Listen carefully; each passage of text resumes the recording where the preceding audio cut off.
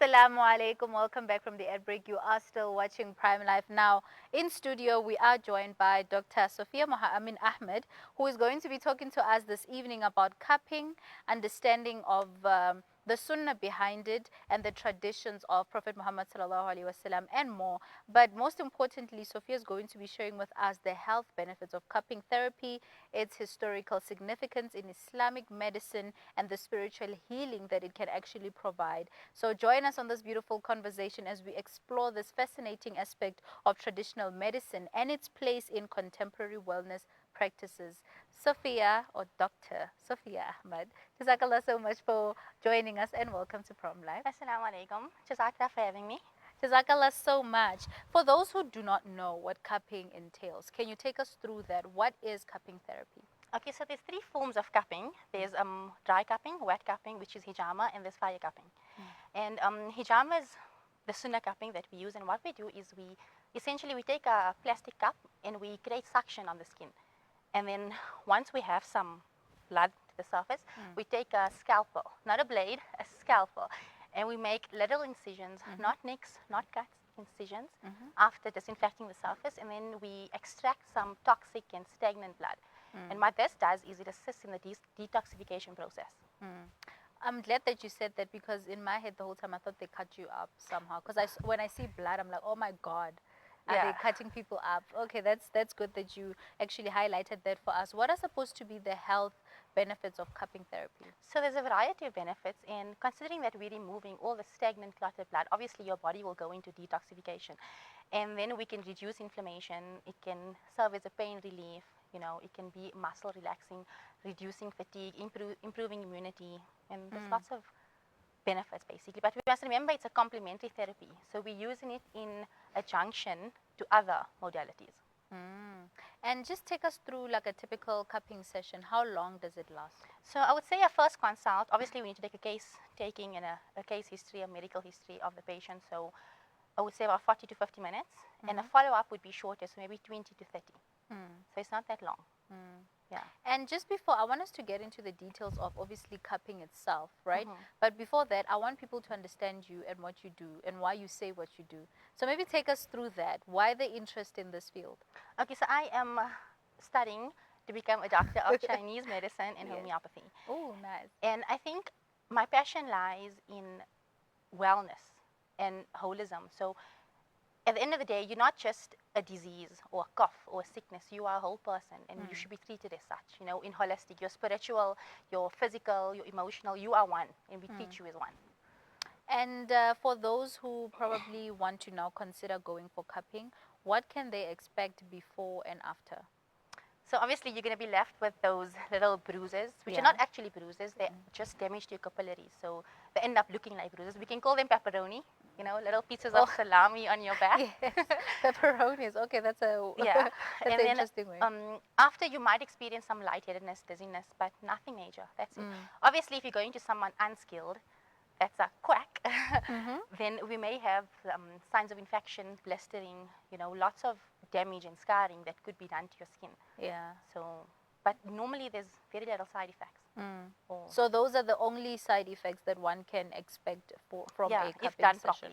Properly. Okay. And who should you not do cup? I mean, or right now, as much as there are people that are expecting or want to try out the cupping thing, who is not allowed to do cupping? Is it for everyone? Are there rules on who's not allowed to do cupping? How does it work? So obviously very young and very elderly people, those that are very frail and with weak immunity, so HIV, cancer patients, those with the organ failure, any implants or pacemakers. Obviously pregnant women should not be doing wet cupping. Dry cupping is okay, but not in the abdomen, lower back.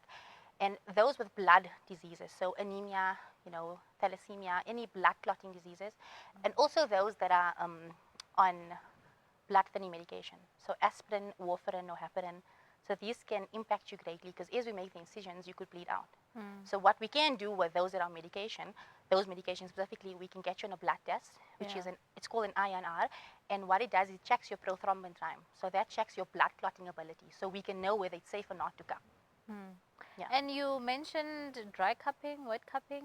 Take us through that, the different types of cupping. Okay, so dry cupping essentially is just suction. So you're just putting your plastic cup and you're creating a suction, and that's it.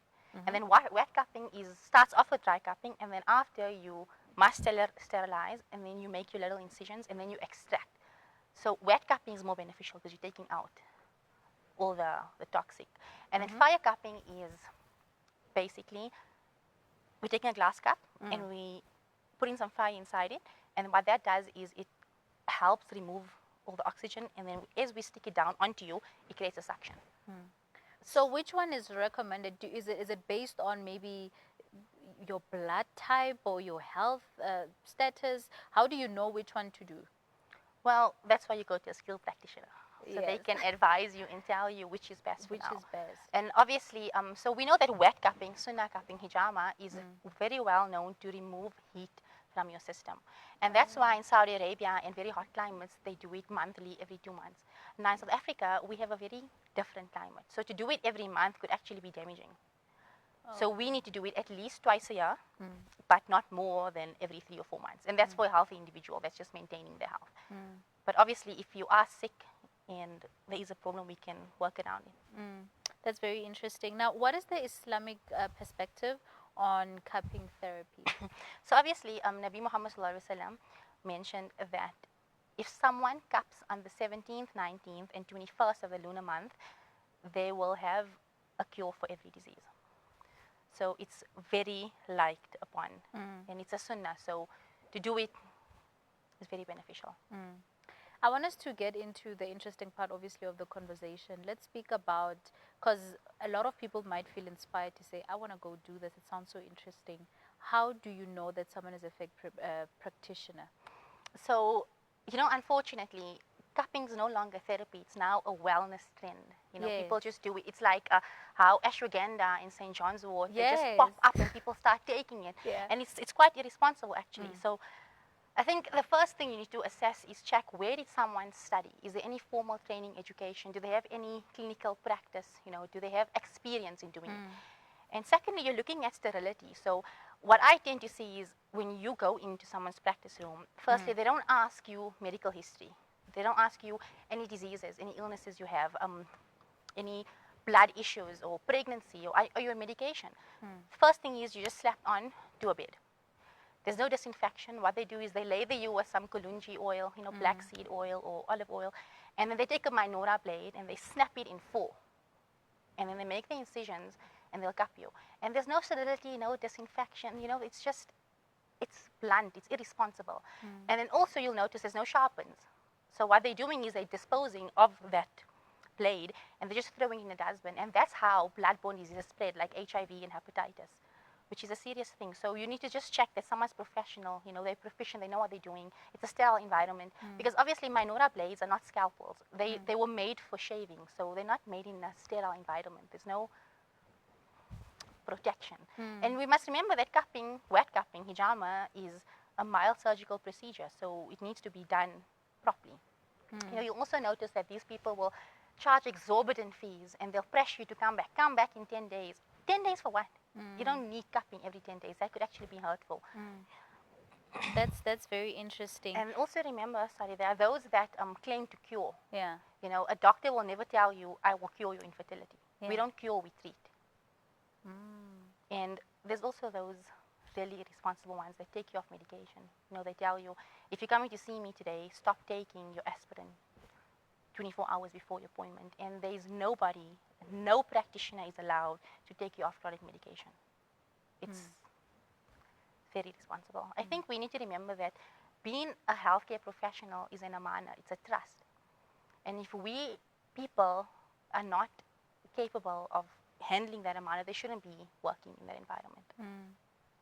So in terms of, just maybe help us highlight the dangers of having such people who are practicing cupping without actually having the qualifications and the right to do so. So obviously we'd have a lot, I see in practice a lot of infection. People coming to me with infections that are bleeding and oozing pus because of the lack of sterility. There's no alcohol swabs. And I think a lot of people are adverse to using alcohol because I don't understand why, actually, because it's the best way to disinfect a region. And so infections are very, very prominent. And then we also see lots of blistering and scarring. You know, if you look at someone that went for a bad cupping experience, you'll see deep in their skin these little scars and nicks, and it just makes you so uncomfortable. So that is, and obviously, it worse comes to worse. People might not know proper locations, and they could really damage your proper blood vessel. You know, it could be quite scary. So just be careful who you go to. Most Yes. important. If there's one thing that you take from this interview today, it must be that when you go to someone for cupping, make sure they are properly skilled. Ask those questions like, where did you study? How long have you been doing this for? You know, those kind of things. And do you have a degree? In my opinion, the only people that should be doing cupping are medical doctors and complementary medicine doctors. Those people that are completely skilled in healthcare. And remember, when someone comes to you for a sickness, you're not just doing the treatment, you're evaluating them for a variety of other things. You know, how's their health? They may be suffering with this. They might have flu. It's not just a cough. It could be pneumonia. You know, it's not just a stiff neck. It could be meningitis. So we're looking at the bigger picture. And super important, yeah. That's very interesting, and thank you so much for sharing that with us. Now, with cupping, are there any specific conditions or ailments that it can assist to cure? So Islamically, yeah, it treats very well migraines, headaches. It's been known to assist in hypertension and high blood pressure because obviously it's decreasing the viscosity of your blood, so it's not as thick and clotted as it was before. It could help with pain relief, definitely reducing inflammation, you know, muscle relaxing. And obviously the spiritual aspect of ruqya, you know, sihr and evil eye. But obviously that's not something I delve in. Yeah. It's not my scope of practice. Yeah, But yeah. Okay, thank you so much for sharing that with us. And just lastly, before we let you go, in terms of all these fake practitioners, which is something that you seem to be very passionate about, you know, what do you hope to do in order for you to make sure that we don't have such cases? In what ways are you trying to eliminate that? So I think the best and only thing I can do at this point is bring awareness to people that know that this is how a cupping is supposed to go. You know, like if you go for cupping and they don't check your pulse, that's step one. Any form of complementary medicine diagnoses with a pulse taking. So that's the only thing I can do is, at the moment, just bring awareness. And obviously, my practice is open, so it's an alternative. So instead of going to a fake practitioner, come to a real one. You know, Right? exactly. Exactly. Yeah. And maybe yeah, I think that's all maybe we wanted to just understand for today, because we wanted to understand exactly what cupping is for those who don't know, but also just the health benefits, Islamic perspective. And I really thank you for just letting us know on the fake practitioners, because if I was just going for cupping, I would assume if someone has a place to do cupping, they are professionals, you know. I would never think 100%, someone would yeah. risk, you know, people's health like that. So thank you so much for just giving us insight on this beautiful topic. My absolute pleasure. Viewers at home, this was an amazing conversation that I just had with Dr. Safiyyah Ahmed on the cupping and the sunnah behind it, but most importantly, how to spot a fake practitioner and what to do and what are the signs to look out for, and all the beautiful benefits that are behind the sunnah cupping. But without wasting any time, let's go to a quick break. We will see you right after this.